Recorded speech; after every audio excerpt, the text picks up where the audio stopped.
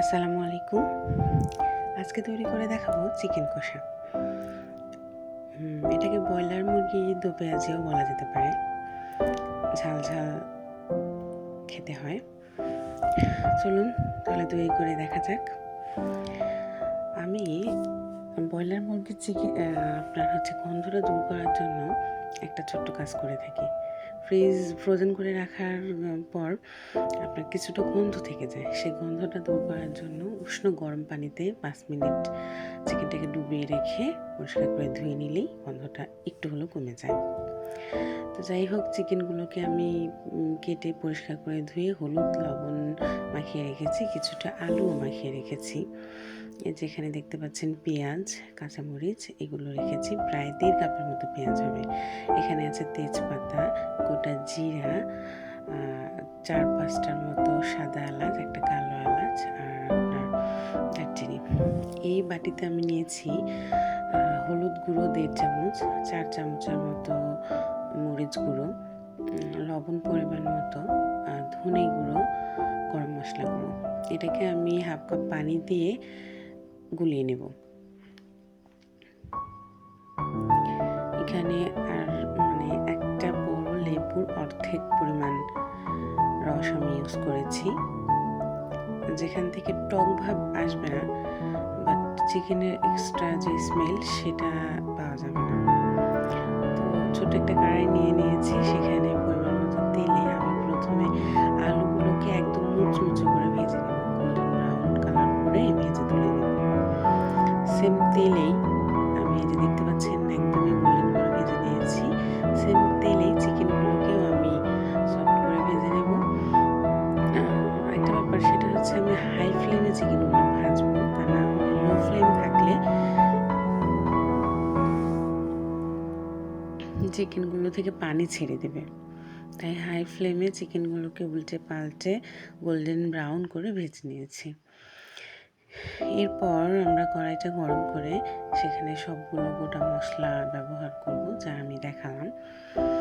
সেই মশলার মধ্যেই আমি এখানে আমি কিছুটা পেঁয়াজ বেরেস্তা করে নিয়েছি, প্রায় 1 কাপ মতো হবে।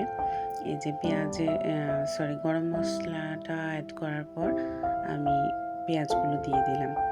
পেঁয়াজটা হালকা গোলাপি রং ধারণ করতে আমি এখানে 2 চামচ মতো 2-4 চামচ হবে আদা রসুন বাটা, একসঙ্গে বাটা আদা রসুন এবং জিরা একসঙ্গে বাটা, সেটাকে আমরা ইউজ করে দিচ্ছি।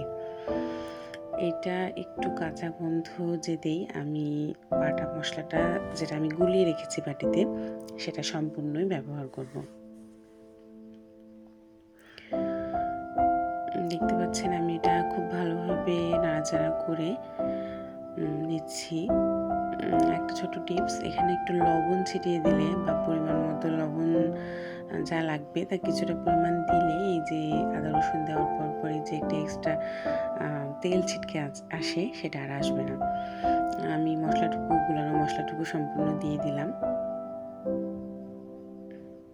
আর সেই বাটিটা ধুয়ে একটু পানিও অ্যাড করে দিচ্ছি। এবার মশলাটাকে খুব ভালো মতো কষিয়ে নেব, তেল উঠে আসা পর্যন্ত। মশলাটা এমনভাবে কষাতে হবে যেন মশলাটা একদম ভাজা ভাজা হয়ে আসে, কালারটাও গোল্ডেন হয়ে আসবে। ভাজা ভাজা হয়ে আসলে মশলা যত কষানো হবে এই রান্না নয়, শুধু সব রান্নাতেই টেস্ট তত ভালো আসবে। আমি একটু পানি দিয়ে ভালোভাবে কষিয়ে নেব এবং কষাতে কষাতে ঢাকা দিয়ে দিয়ে কষাবো এবং কষাতে কষাতে একদম তেল ওঠা পর্যন্ত কষিয়ে নেব।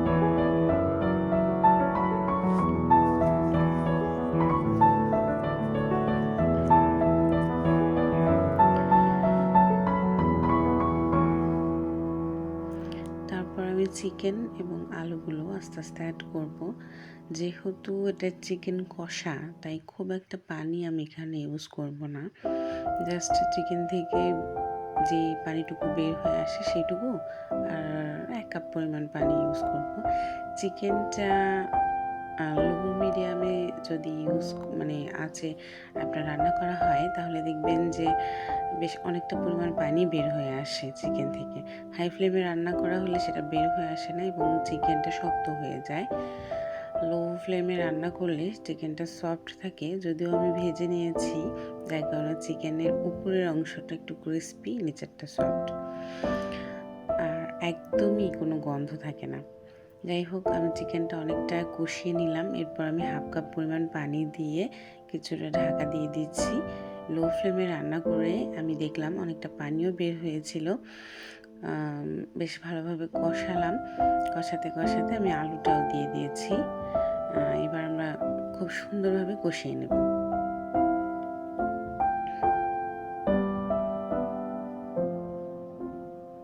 আপনারা দেখতে পাচ্ছেন বেশ অনেকটা পরিমাণ তেল উঠে এসেছে। এই পর্যায়ে আমি বেশ 1 কাপ পরিমাণ পানি দিয়ে দেব। দিয়ে খুব ভালোভাবে নাড়াচাড়া দিয়ে আবার ঢাকা দিয়ে রাখবো প্রায় 10 মিনিটের মতো।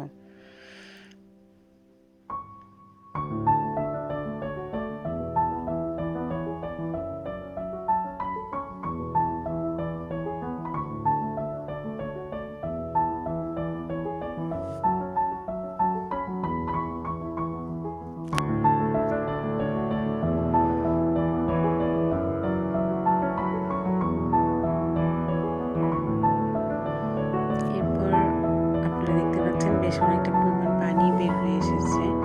যা পানি দিয়েছি তার ডাবল হয়ে এসেছে পানিটা। এরপর কিছুই না, আমরা যে পেঁয়াজটা বেরেস্তা করে রেখেছিলাম সেই পেঁয়াজটা আমি এবার এখানে অ্যাড করে দেব। চেক করে দেখে নিচ্ছি আলু এবং চিকেনটা সফট হয়েছে কিনা, সিদ্ধ হয়ে আসলো কিনা। কেননা আমি চিকেনটা ভেজে নিয়েছি, তাই সিদ্ধ হওয়াটা একটু দেরিতে হবে। যদি আমি লো ফ্লেমে ভাজতাম তাহলে চিকেনটা একদম সিদ্ধই হয়ে আসতো। আমি হাই ফ্লেমে চিকেনটা জাস্ট উপরের কোটিংটা মুচমুচে করে নিয়েছি, ভেতরের যে কোটিংটা থাকবে সেটা একদমই নরমই থেকে গিয়েছে। এই পর্যায়ে আমি সম্পূর্ণ পেঁয়াজ বেরেস্তাটুকুই দিয়ে দিলাম। যদি পারেন পেঁয়াজটা আপনি ক্রাশ করে দিলে ভালো হয়। সম্পূর্ণ পেঁয়াজ বেরেস্তা দিয়ে একদম নাড়াচাড়া করে পানিটা কিছুটা কমে আসা পর্যন্ত রান্না করে নেব। নামানোর একটু আগ দিয়ে শুকনো খোলায় ভেজে রাখা জিরে, সেটাকে গুঁড়ো করে উপর দিয়ে ছড়িয়ে দেব। বলা যেতে পারে টালা জিরে। এই যে পানিটা অনেকটা কমে এসেছে, এবার আমি উপর থেকে জিরেটা ছড়িয়ে দিয়ে নামিয়ে নিলেই রেডি। আপনি চিকেনটা তৈরি করে দেখবেন, একদমই কোনো স্মেল পাবেন না চিকেনে, এবং খুবই মজা হয় এভাবে রান্না করলে। খেতে খুবই ভালো লাগে। আমার তো ভীষণ ভালো লেগেছিল এবং আমার পরিবারের সদস্যদেরও খুবই ভালো লেগেছিল।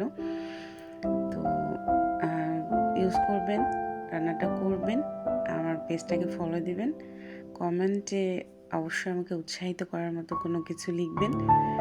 পাশে থাকার জন্য অনেক ধন্যবাদ। ভিডিওটা দেখার জন্য আপনাদেরকে অনেক ধন্যবাদ। আবার দেখা হবে অন্য কোনো ভিডিওতে। সবাই সুস্থ থাকবেন, ভালো থাকবেন এবং আমার পাশে থাকবেন। এই তো প্লেট সাজিয়ে নিয়েছি আমার মিস্টারের জন্যে। সবাই দোয়া করবেন। আল্লাহ হাফেজ।